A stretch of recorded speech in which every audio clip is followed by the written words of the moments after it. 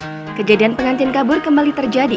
Kali ini dialami oleh RD, wanita asal Kabupaten Magetan, Jawa Timur yang ditinggal pasangannya saat hari pernikahan.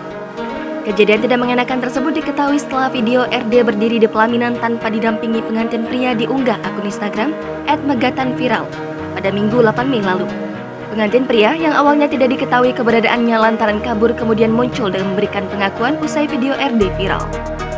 Pria bernama Gandhi itu mengaku keputusannya melarikan diri didasari sejumlah masalah menjelang pernikahan seperti biaya make up dan hiburan musik.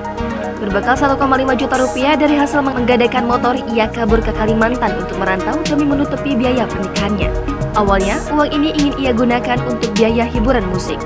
Kejadian yang dialami Gandhi dan RD tentu mengingatkan kita pada beberapa pengantin yang rela jor-joran pada hari pernikahan kendati minim biaya.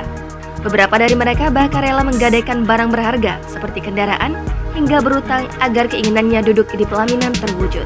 Walau pernikahan adalah momen penting, pengantin dan keluarga sebaiknya saling terbuka dan tidak memaksakan diri bila memiliki latar belakang ekonomi kurang mampu.